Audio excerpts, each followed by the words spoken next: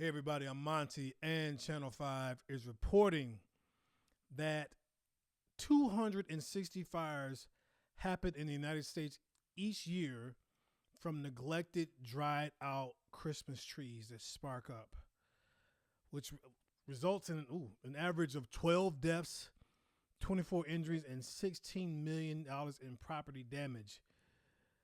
Wow. An additional 150 fires are started because of holiday lights and other decorative lighting, resulting in an average of 8 deaths. Okay, that's enough. I didn't know it was that. Man, be careful with these trees, y'all. Okay, be careful.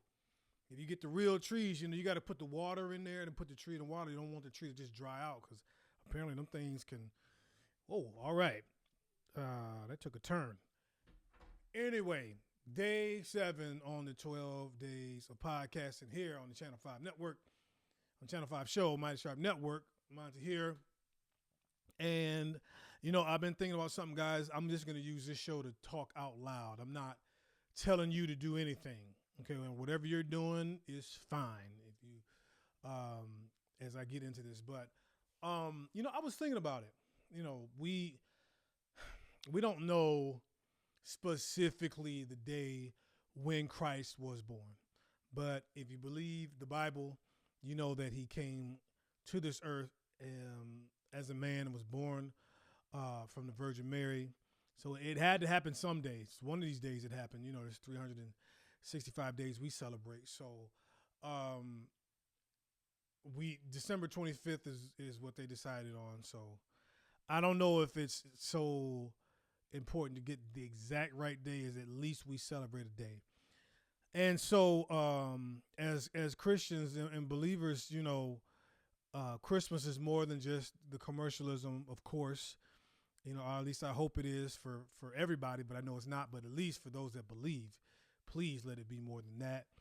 There's nothing wrong with sharing gifts and love and family and friends and food and all that stuff. But, as the old saying goes, he is the reason for the season. So we, like with my family, we get together, my immediate family, before we even open gifts, we read from the Bible, we say a prayer and all that, just to kind of reverence the day and things like that, and then, more of my family comes over later on and we have a bigger prayer and all that stuff. We always try to still take time to understand, what the occasion is.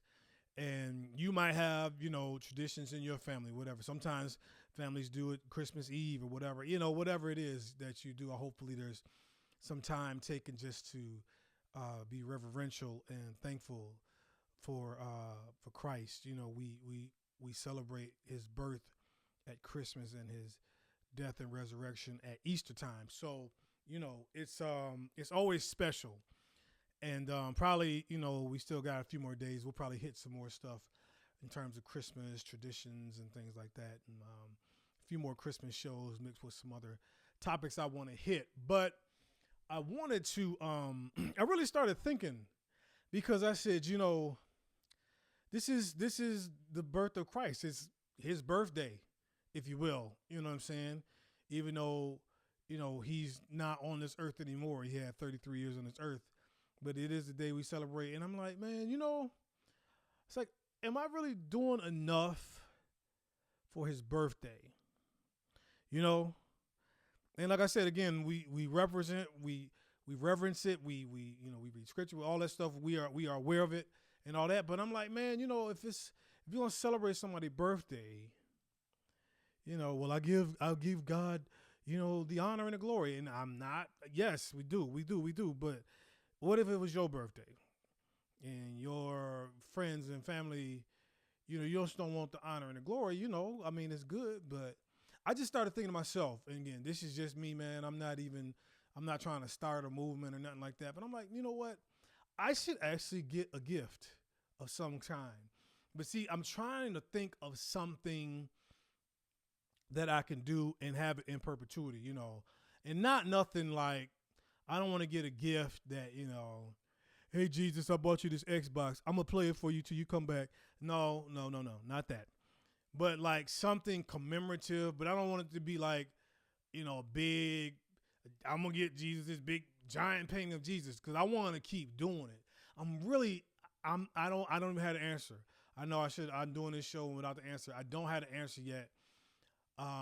Hopefully throughout this series I'm doing now, maybe I'll come back to y'all with something. Like something to commemorate. I really want to give him like a gift. Like, it's your birthday. Here's a little something from me to you. Something I could put like on a mantle or like something just small. And then like through the years, I could just kind of add to it, because I'm not really, people ask me, I've never had a Christmas tree in my house. I don't decorate my house. I don't really do none of that, because I'm going to go, I don't really have people at my house for Christmas. So it's not nothing. Cause then I don't feel like looking at that Christmas tree in March, which a lot of y'all do. But, and I never put up lights or nothing because, well, it's funny. Where I live at is kind of toward the end of a cul-de-sac, right? And like my street is you turn, so there's like there's a street coming and you make a right, and then there's a little connecting street, and then you drive that connecting street, and it's kind of like you got to make a right or a left because in that connector, it doesn't go straight through. So you turn right, there's a cul-de-sac. You turn left, that's me, there's a cul-de-sac. And the thing is, when you drive in that little middle part, there's a big house right there. It's front and center. And they know they the big house. And them folks go hard. I'm talking about Christmas, Halloween. They know everybody's seeing their house. That's the one house for sure, whether you go right or left, you gonna see them. But the thing is, man, they just moved. And like new people live there, and them people don't give a bump about the street. They don't even care. So the thing was, nobody really tried to compete with that middle house because they just overdid it so much. And now the street is a little empty. It's a little empty. But again, me being all the way down by the cul-de-sac, folks don't really come that far down except the people that live there. It ain't like you turning wrong and, so I don't know. But anyway, I want to do something. I just don't know what. Some kind of I don't want it to be too, like I said, I don't want it to be too big that it gets cumbersome down the years. So it's like maybe a little something, a little thing, because that's why I brought up the decoration thing. Because I know you're gonna be like, well, just get an ornament for the tree. I don't do ornaments. I don't have that. So I'm sure you guys will give me some good suggestions if I can't think of something in time. But I just figure, and that's me. Again, do whatever you want to do. Keep doing what you're doing. It's great. But I just thought about that. I'm like, man, I know we reverence God and all that, but it's his birthday. I would just like to get him something for his birthday. It seems like he would appreciate. I don't know. Like, what do you get Jesus for his birthday? I know that the wise men brought gold, frankincense, and myrrh. Did I say frankincense and myrrh. That gold's a little pricey. I don't know how much the myrrh is going for in these streets cooked now. You don't really see myrrh. And what happened to myrrh? Myrrh ain't really out here no more. You haven't really heard of myrrh. Who's a myrrh dealer? It's legal, right? I'm sure myrrh is legal. Let me look up myrrh real quick. I didn't even know what myrrh is. It's always kind of that third one nobody really pays attention to.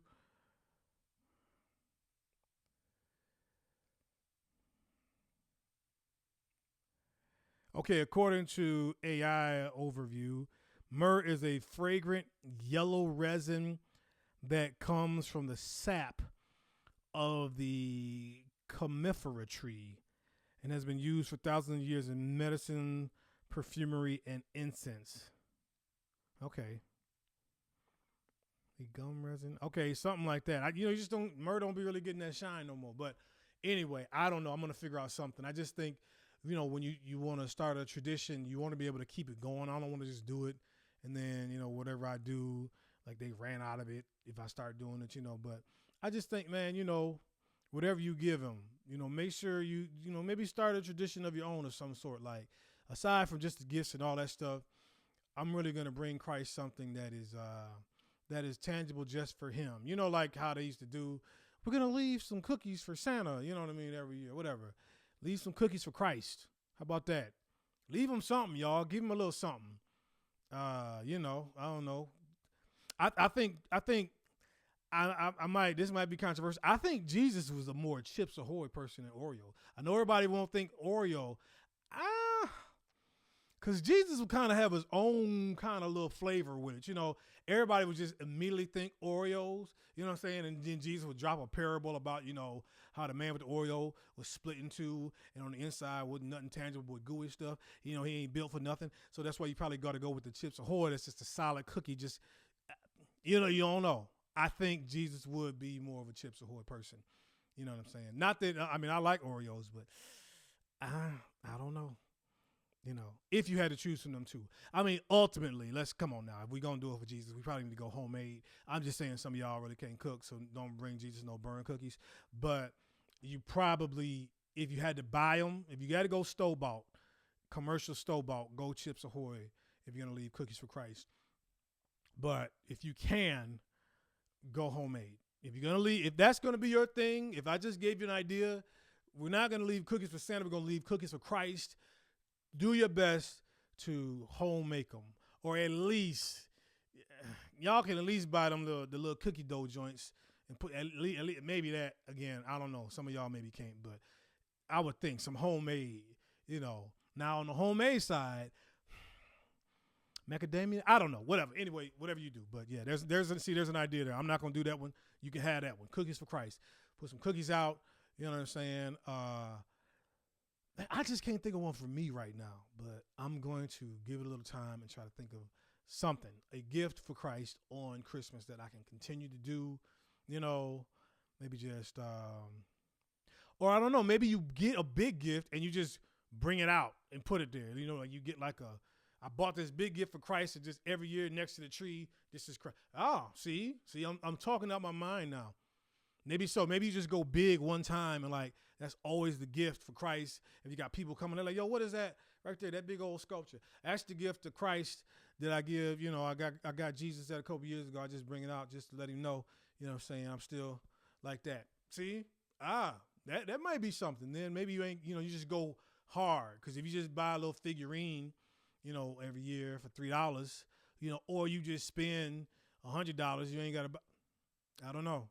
Something like that. As long as it's from the heart, Jesus he'll appreciate it. He'll appreciate it. Jesus ain't one of them funny folks with gifts. He'll appreciate, the widow with two mites. He'll take whatever you got, he'll appreciate the sacrifice. So there we go, man. Hopefully I'll inspire a few people a gift for Christ on his birthday. You know what I'm saying? I just figure that's the least we could do. It's his birthday. He did save the whole world, y'all. It's kind of a big deal, so, yeah, let's go with that. We're going to go with, I don't know what I'm going to do for sure yet. I kind of like that last thing I was going for. I do like cookies for Christ. Might have to trademark that.